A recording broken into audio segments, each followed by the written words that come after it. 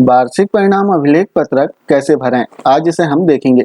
जैसे कि हमें पता है कि स्थानीय कक्षाओं की जो वार्षिक परीक्षाएं हैं वो भी प्रारंभ हो चुकी हैं और शीघ्र ही हमें छात्रों का जो वार्षिक परीक्षा परिणाम है वो तैयार करना होगा। तो आइए देखते हैं कि जो स्थानीय कक्षाएं हैं, कक्षा 3, 4 और कक्षा 6 व 7, इन कक्षाओं का वार्षिक परीक्षा परिणाम अभिलेख पत्रक में जानकारी कैसे दर्ज करें। वीडियो में हम केवल इन्हीं कक्षाओं का रिजल्ट तैयार करने की जानकारी देखेंगे, क्योंकि समय समय पर कुछ निर्देश चेंज होते रहते हैं जो कि राज्य शिक्षा केंद्र से हमें मिल जाते हैं। तो इन्हीं निर्देशों के अनुसार हमें वार्षिक परिणाम अभिलेख पत्रक कैसे भरना है एग्जाम्पल के साथ में हम देखते हैं। तो रिजल्ट शीट में सबसे पहले तो हमें छात्र की जो समान जानकारी होती है वो दर्ज करना होगा, जैसे छात्र का नाम, माता पिता का नाम, स्कॉलर नंबर, वो सभी डिटेल हमने फिल कर दिया, category, date of birth fill कर दिया।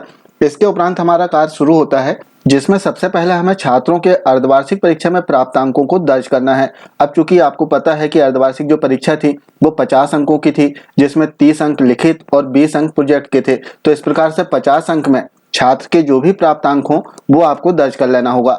इसमें एक बात बताना चाहेंगे कि प्रति विषय जो पूर्णांक है वो 150 अंक रहेगा। अर्धवार्षिक 50 अंक और वार्षिक परीक्षा 100 अंक, इस प्रकार से प्रति विषय 150 अंक। अब यदि कक्षा 3 व 4 का रिजल्ट हम तैयार कर रहे हैं तो 600 अंक सभी विषयों का पूर्णांक हो जाएगा। वहीं माध्यमिक शाला के लिए 900 अंक सभी 6 विषयों का पूर्णांक रहेगा। तो हमें सबसे पहले छात्रों की जो अर्धवार्षिक परीक्षा थी इसके प्राप्तांकों को दर्ज कर लेना है। इसके उपरांत हमें वार्षिक परीक्षा के जो प्राप्तांक हैं छात्रों के वो दर्ज करना होगा। जैसे हम देखें तो इसमें वार्षिक परीक्षा के लिए 60 अंक लिखित परीक्षा के थे, वहीं प्रोजेक्ट के 40 अंक थे। तो दोनों में छात्रों के जो प्राप्तांक हैं वो आपको अलग अलग दर्ज करना है। जैसे लिखित परीक्षा 60 अंक, अब इन 60 अंकों में से जितने भी छात्र के अंक होंगे प्राप्तांक वो आपको दर्ज करना है। इसी प्रकार प्रोजेक्ट में 40 अंक में से जो भी छात्रों के प्राप्तांक हैं वो आपको दर्ज कर लेना है। इस प्रकार से सभी चारों विषयों या फिर 6 विषयों के जो प्राप्तांक हैं छात्रों के वो आपको दर्ज कर लेना है। इसके पश्चात इसमें आता है महत्वपूर्ण बिंदु, सह शैक्षिक क्षेत्रों का मूल्यांकन और व्यक्तिगत सामाजिक गुणों का मूल्यांकन। अब इसका जो मूल्यांकन है 20 अंकों में से होता है। अब इसमें शिक्षक साथियों के प्रश्न आ रहे थे कि सर इसमें ग्रेड फिल करना है या फिर अंक फिल करना है। सामान्य रूप से यदि हम देखें तो जो रिजल्ट शीट होती है इसमें हम अंक दर्ज करते हैं, लेकिन राज्य शिक्षा केंद्र के द्वारा समय समय पर निर्देश दिए जाते हैं और उन निर्देशों के अनुसार ही हमें कार्य करना होता है। तो यहाँ पर हमने ग्रेडिंग दर्ज कर दिया। इसमें एक बात और महत्वपूर्ण बताना चाहेंगे कि जो छात्रों का रिजल्ट तैयार होगा वो केवल अर्धवार्षिक परीक्षा के प्राप्तांक और वार्षिक परीक्षा के प्राप्तांकों के योग के आधार पर तैयार होगा। इसमें शैक्षिक क्षेत्रों का मूल्यांकन और व्यक्तिगत सामाजिक गुणों का जो मूल्यांकन है इनके अंक कहीं भी ऐड नहीं होंगे, जुड़ेंगे नहीं, केवल आपको इसमें ग्रेडिंग करना है। अब हमने इसमें ग्रेडिंग किया है। अब आपके मन में प्रश्न आता होगा कि सर इसमें तो हम अंक दर्ज करते हैं लेकिन आपने ग्रेडिंग दर्ज कर दिया है। अब यदि आपने अंक भी दर्ज कर दिया है तो उससे भी रिजल्ट में कोई प्रभाव नहीं पड़ेगा छात्रों का, लेकिन हमने ग्रेडिंग जो दर्ज किया है आरएसके के निर्देशानुसार किया है। इसमें यदि हम देखें तो राज्य शिक्षा केंद्र के द्वारा निर्देश दिए गए थे स्थानीय परीक्षाओं के मूल्यांकन के संबंध में, जो कि 22 फरवरी 2023 को जारी किए गए थे। इसमें प्रगति पत्रक और जो रिजल्ट शीट है वो भी शेयर की गई थी। जैसे हम देखें तो इसमें जो रिजल्ट शीट है वो संलग्न की गई है। जैसे हम रिजल्ट शीट को देख लेते हैं तो कुछ इस प्रकार से जो रिजल्ट शीट है वो दी गई है। इसे हम रोटेट करके देखते हैं तो रोटेट करने के बाद में आप देखेंगे कि जो रिजल्ट शीट है कुछ इस प्रकार से दी गई है। थोड़ा सा जूम भी हम कर लेंगे तो इससे हमें और स्पष्ट हो जाएगा। अब इसमें आप देखेंगे कि निर्देश दिए गए हैं। जैसे शैक्षिक क्षेत्रों का हम देखें तो इसमें लिखा हुआ है स्पष्ट रूप से कि साहित्यिक, जैसे साहित्यिक 20 अंक। अब 20 अंक में से जो भी छात्रों के पूर्णांक हो, जो भी प्राप्तांक हो, उन प्राप्तांकों के आधार पर ग्रेडिंग करना है। ग्रेडिंग कैसे करना है क्योंकि इसमें निर्देश दिए गए हैं। नीचे हम देखें सीट में तो इस संबंध में निर्देश आप पढ़ सकते हैं, जिसमें बताया गया कि शैक्षिक क्षेत्रों व व्यक्तिगत सामाजिक गुणों के मूल्यांकन हेतु प्रत्येक क्षेत्र गुण का पूर्णांक 20 होगा।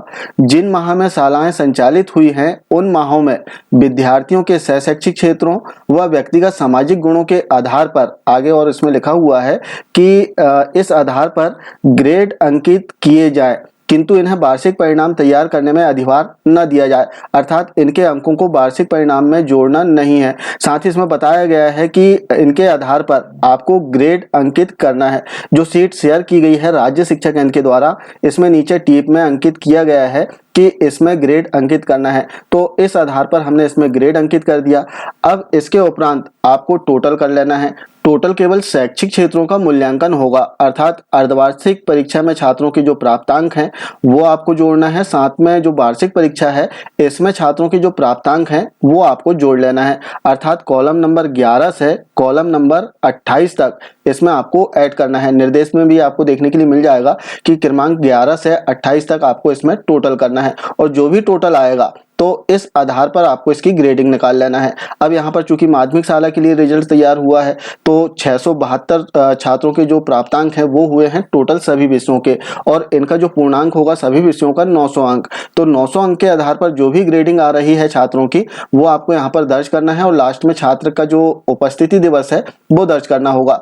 इसमें यदि प्राथमिक शाला कक्षा 3 व 4 के लिए आप रिजल्ट तैयार कर रहे हैं तो जो पूर्णांक है सभी विषयों का वो 600 अंक रहेगा, और माध्यमिक शाला में कक्षा 6 व 7 के लिए 900 अंक पूर्णांक रहेंगे। अब इसमें एक बात और बताना चाहेंगे कि यदि आपने इसमें प्राप्तांक भी दर्ज कर दिया है तो इससे भी कोई प्रभाव नहीं पड़ेगा। यदि ओवरऑल आप देखें तो इसमें निर्देश दिए गए हैं कि जो टोटल जो छात्र का रिजल्ट तैयार होगा वो अर्धवार्षिक मूल्यांकन और वार्षिक मूल्यांकन के आधार पर तैयार किया जाना है। सहशैक्षिक क्षेत्रों का मूल्यांकन और व्यक्तिगत सामाजिक गुणों का जो मूल्यांकन है इनके प्राप्तांकों को जोड़ना नहीं है। तो आपने प्राप्तांक भी इसमें लिख दिया है तो इससे भी कोई प्रभाव नहीं पड़ेगा। लेकिन यदि हम देखें तो इसमें हम ग्रेड अंकित कर दें राज्य शिक्षक इनके निर्देशानुसार तो ज्यादा अच्छा है, और यदि आपने प्राप्तांक भी दर्ज कर दिया है तो इससे भी कोई अंतर नहीं आ रहा है। इसके उपरांत आपको प्रगति पत्रक तैयार करना होगा। अब प्रगति पत्रक कुछ इस प्रकार से माध्यमिक शाला के लिए रहेगा, और प्राथमिक शाला के लिए ब्लू कलर का जो प्रगति पत्रक है वो दिया गया है। तो प्रगति पत्रक में केवल ग्रेडिंग होती है तो आपको इसमें केवल ग्रेड अंकित करना होगा। साथ ही इसमें बता दें कि जो स्थानीय कक्षाओं के प्रगति पत्रक हैं आपको वरिष्ठ कार्यालय से प्राप्त होंगे, क्योंकि इस संबंध में भी राज्य शिक्षा केंद्र के द्वारा निर्देश जारी किए गए हैं, जिसमें प्रगति पत्रक के मुद्रण के संबंध में निर्देश जारी किए गए हैं समस्त जिलों को।